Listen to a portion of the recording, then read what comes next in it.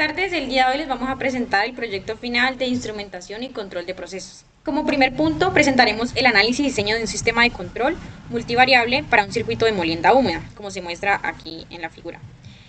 Aquí veremos cómo se modela el proceso y se analiza la interacción entre diferentes variables y se diseña un sistema de control desacoplado para mejorar el desempeño del sistema. El circuito de molienda húmeda tiene tres variables controladas clave. Tor, el cual es el torque del molino, que indica la carga interna del molino. Tenemos además FML, que es el caudal de salida del molino. Esto indica cuánto material procesado sale del sistema. También tenemos DSF, que es la densidad de alimento al ciclón, la cual se encuentra pues relacionada con la concentración de los sólidos. Y contamos con tres variables manipuladas, las cuales son MW, el flujo de agua al molino, tenemos SF, que es la alimentación de sólidos al molino, y SW, que es el flujo de agua al sumidero. Bueno, este ejercicio, pues como pueden observar, tiene su propia matriz de ganancia, donde están sus funciones de transferencia para cada variable controlada y su respectiva variable manipulada. Para controlar el sistema, primero se analizó su comportamiento en estado estacionario para así poder obtener la matriz de ganancia estática.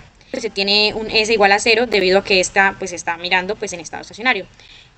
Al hacer esto se obtuvo pues esta es la matriz de ganancia, como la pueden observar aquí. Luego calculamos la matriz RGA para evaluar la interacción entre los lazos, la cual se obtiene mediante la siguiente ecuación matricial, que es la matriz de ganancia por el producto punto de la inversa de G y su transpuesta. Esto se realizó en MATLAB. Bueno, una vez en MATLAB tenemos la matriz G, que sería la matriz de ganancia, como la pueden observar aquí, y también tenemos ya lo que es RGA, que sería G, producto punto de la transpuesta de B, que es la inversa de G. Así podemos observar a continuación lo que es RGA, como la pueden observar aquí en MATLAB nos arroja el resultado de nuestra matriz. Después de MATLAB, el resultado de la matriz pues, que nos dio es el siguiente, como la pueden observar aquí. Sin embargo, en un proceso ideal, lo mejor que se puede obtener en una RGA es un número cercano a 1. Pero, como pueden observar, los números que están por fuera de la diagonal, algunos son negativos. Esto indica que son interacciones que pueden entrar en conflicto. Sin embargo, bueno, los números diagonales pues sí están por encima de 1, es decir, que estos se encuentran sobreacoplados. Por ende, pues el proceso necesitaría un desacoplamiento. Pero para ello se necesita emparejamientos con la menor interacción relativa. Para eso se utilizó la RGA, que fue la que nos arrojó los emparejamientos más viables pese a todo lo anterior, los cuales pues son los siguientes, que son F con SW, FML con MW y TOR con SF. Para eliminar las interacciones cruzadas usamos un desacoplador estático. Este se hace calculando la inversa de la matriz de G en estado estacionario, que pueden observar aquí. Esto o se puede hacer ya que cumple con los criterios de que es una matriz n por n, ya que es 3 por 3, su determinante es diferente de 0 y está en estado estacionario. Siempre que cumpla estas condiciones, se puede usar el desacoplado con la inversa de G. Bueno, para comprobar esto, volvemos a MATLAB, en donde podemos ver que nuestra matriz, la RGA, es 3 por 3, está además en estado estacionario y que el determinante es diferente de 0. Vamos a poner aquí A, vemos que el determinante es diferente de 0, ya que es menos 26.72, y además con su inversa B. Y bueno, pues esta sería la matriz K, que sería nuestra matriz de desacoplamiento, como la pueden observar, la cual pues cumple con todas las condiciones o los criterios que nombramos anteriormente. Bueno, después de haber presentado la matriz desacopladora, empleamos lo que es un diagrama de bloques para visualizar cómo serían los lazos independientes de cada variable manipulada. En este caso tenemos lo que son los CF, MW y SW y las variables controladas que serían el torque, FML y el DCF. Como se puede visualizar, aquí nosotros tenemos el bloque desacoplador, donde entra una señal MW que pasa por un controlador. Este llega al desacoplador y da una señal virtual. Esta señal virtual debe sí o sí convertirse en una señal física para aplicarle el control a ese flujo. Entonces, digamos, por ejemplo, siguiendo el MW que pasa por el desacoplador, pasa la señal virtual y pasa por el AOMW. Este AOMW es una válvula de control. Estas válvulas de control lo que hacen es recibir una señal análoga y lo convierten en una señal física, que es lo que necesitamos para que maneje todo el flujo de agua al molino. Entonces acá pasa por el molino y después de salir del molino, que es el FML, la variable controlada, este le da la señal al sensor FT, ¿sí? Que sería un flow transmitter, que le da la señal atrás del desacoplador y llega para el PID. Entonces, en sí, esto sería un solo lazo individual y cerrado, ¿sí? Porque pasa de nuevo como un bucle atrás del PID y al desacoplador. Y ese sería todo el proceso. Lo mismo sería para el SW y para el SF, donde pues tienen sus distintos actuadores. Este para el actuador sería el torque, perdón, sería un motor BFD o una correa dosificadora que pues recibe esa señal virtual y lo convierte en una señal física y le da el movimiento del torque al molino.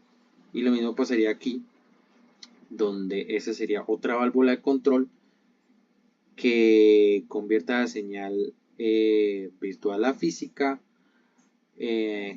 actúa sobre el flujo del SW, y este sensor, más que todo este sensor, lo que hace es un sensor de Coriolis. Entonces este también mide como el flujo, pero también mide la densidad y también manda esa señal de densidad acá para hacerle un control de flujo.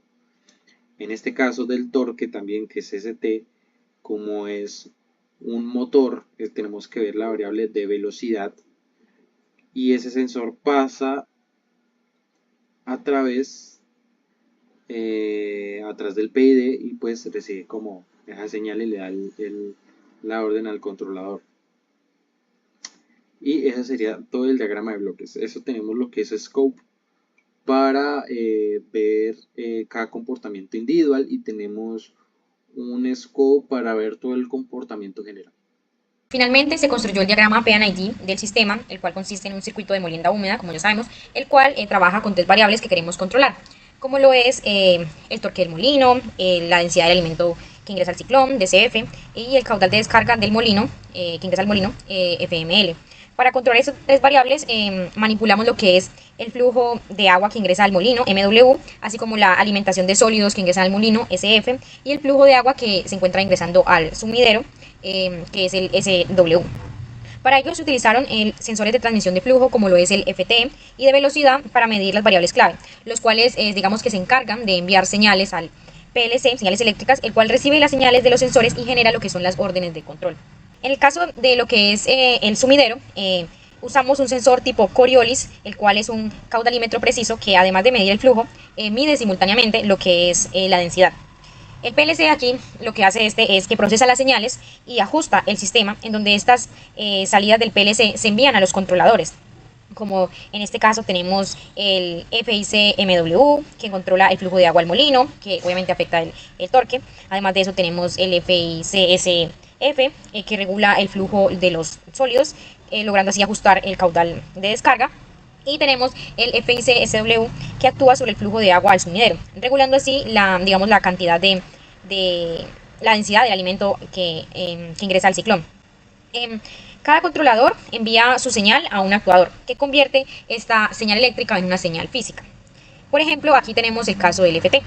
Este recibe la señal del flujo del FML, el cual viaja, digamos, por aquí o como hasta hacia el PLC, que es el que encargado de darle órdenes al controlar FIC, el cual transmite señales eléctricas a la válvula de control y convierte esa señal en física, regulando así, o bueno, obteniendo así el que se pueda regular el control del flujo. En el caso, digamos, en el torque, el sensor, digamos, ST, lo que hace es que recibe la señal de velocidad y lo transmite hacia el PLC, el cual viaja al FIC y ahí controla lo que es el flujo de los sólidos. Los otros controladores, como este acá, están conectados a las válvulas de control. En este caso es una válvula electromecánica, que lo que hacen sencillamente es abrir o cerrar para regular los flujos. ¿Qué es importante este desacoplamiento? Bueno, este sistema, como lo pudieron ver, es un sistema multivariable y se encuentra acoplado. ¿Qué significa esto? Eso significa que al mover una variable pueden afectarse las otras.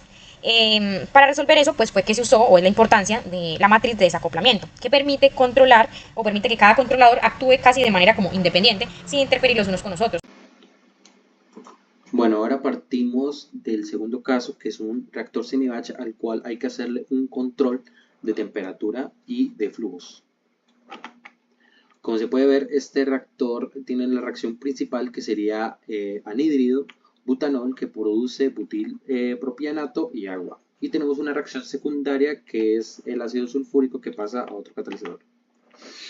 Esta sería la descripción del proceso, en donde lo más importante sería las utilidades que tenemos, que es el agua caliente y el agua fría, para mantener la temperatura a los que no exceda los 60 grados.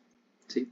Tenemos también otros parámetros como la carga inicial, la temperatura inicial de la chaqueta, temperatura inicial de los flujos. Tenemos lo más importante, que es la alimentación del catalizador, que viene con solo componente de butanol, ácido sulfúrico y agua a 20 grados. Esto entra los primeros 15 minutos y ya después de esos 15 minutos entra lo que es el alimento del anhídrido. Aquí se puede evidenciar cuáles son los balances de materia, exceptuando las condiciones en el tiempo. Eso ya se mostrará más adelante en el código final. Esto sería para cada componente, Ca siendo el butanol, Cb el anhídrido, Cc el producto y Cd el agua. Y pues aquí están del catalizador. Rb y Rc. Rb sería la velocidad de reacción del anhídrido y Rc del catalizador. Acá tenemos el calor de reacción del catalizador y las K, que están dadas por la tabla 6, la figura 6, que es una tabla de valores. Ahora, para el balance de energía tenemos el Q flujo, ¿sí? Como las temperaturas son iguales en cada corriente, entonces T0 corresponde a ambas sustancias, por lo que el Q del flujo sería de esa manera. Y simplemente se le suma su transferencia de calor, que sería el UA, la temperatura de la chaqueta menos la temperatura del reactor. Aquí tenemos el QGS, que aquí se demuestra algunas ecuaciones en reacción múltiple. El delta HR es la reacción principal con su HR estándar. Y aquí tenemos la sumatoria de las capacidades caloríficas por su NI. Y este sería el balance total de energía. Bueno, partimos del código donde tenemos los parámetros del reactor y todas las constantes necesarias para las ecuaciones. Tenemos el coefe cáliz y el coefe anhídrido, que nos servirán para las condiciones. Tenemos acá las condiciones iniciales, tenemos el O de 15, que es para resolver el sistema de odes, la conversión, y aquí donde nos darán las gráficas necesarias. Esta sería la función principal, donde definiremos todas las variables necesarias. Acá, como anteriormente había dicho, se utilizará la condición de antes de los 15 minutos y después de los 15 minutos. Se añade el flujo del catalizador y el flujo de anhídrido. Tenemos acá todas las ecuaciones necesarias anteriormente vistas. Y aquí tenemos lo que es el control por rango dividido. Este es muy sencillo de explicar, simplemente usamos un set point, un error y un deadband. Aquí usamos el max cooling, max heating. Acá simplemente, si el error es más grande que la banda muerta, simplemente se enfría. En caso contrario, se mantiene en calentamiento, y si no, se mantiene un mínimo flujo de servicio. Eso para después aplicarlo en el condicional, donde ahora sí se metería agua fría dada esta condición o agua caliente dada la otra condición. Y si no, pues se mantienen con el mismo temperatura inicial. Estos serían los balances de energía anteriormente mostrados, y aquí tendrían los packs de derivación para añadirlos en el OD15. Bueno, el código nos generó lo que es esta gráfica donde está la concentración de todos los componentes. El que más nos interesa es el CC, que sería el butilpropianato, donde empieza a bajar la concentración después de pasados los 50 minutos. Y esto se debe a que se consumió todo el butanol y ahora solo entra anhídrido. tendríamos acá la gráfica donde está la conversión y el volumen del reactor que no llega a los 3 metros cúbicos. Y aquí tenemos la temperatura del reactor, la temperatura de la chaqueta y el control speed range. Esta temperatura del reactor no llega a superar los 336-60 grados como nos pide el ejercicio. Bueno, eso fue todo. Muchísimas gracias.